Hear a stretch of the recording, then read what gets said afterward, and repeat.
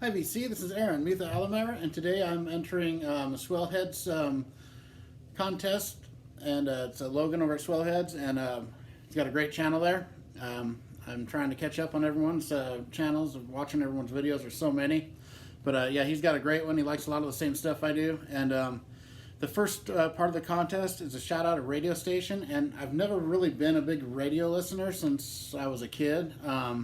But in my teen and early 20s, there was a station out of Salt Lake City called K-Bear I listened to a little bit when I could.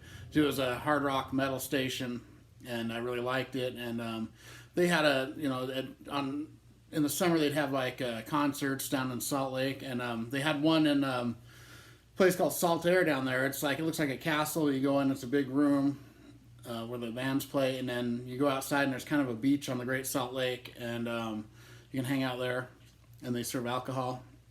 So at that concert, they had there was 5 bands. First one was called Licks Array, which I really have never heard of since then. They're all right, and the other 4 bands were really good. And the second one was Tough. They're like a glam metal band that were really good, very underrated, and they were really good. And it was pretty cool because I was the only one with a black heavy metal T-shirt on. They have a song called Good Guys Wear Black," and he kept pointing down at me when he was singing that song. It was kind of cool, and so that was pretty cool. And then they had after that was Bang Tango, who's a great band, and then Dirty Looks, and then the headliner was Wildside, who'd only had like 1 album out, and they headlined over these other bands. So their album that was out at that time was called Under the Influence. It's a really good record, and they were really good.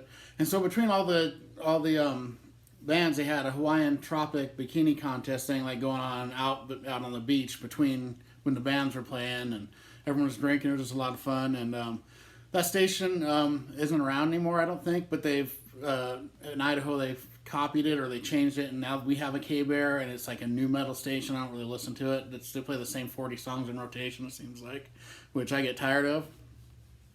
But yeah, I mainly listen to records. When I'm in the car, I listen to Sirius XM or CDs. So, and then a band I love but will never buy one of their albums on vinyl. This was very hard for me.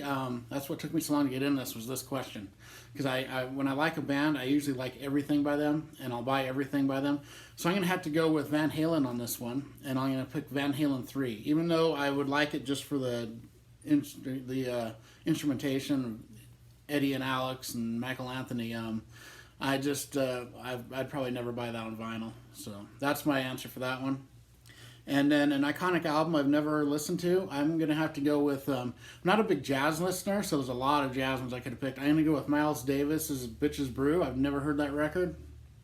Could have went with almost any Miles Davis, really, but they're all iconic. But that's the one I'm picking on this. And that's a pretty fun contest. Like I said, that was very hard for me to come up with that second one. And so there's my entry there. And watch Swellheads. They got a great channel there. All right. Thank you. Rock on.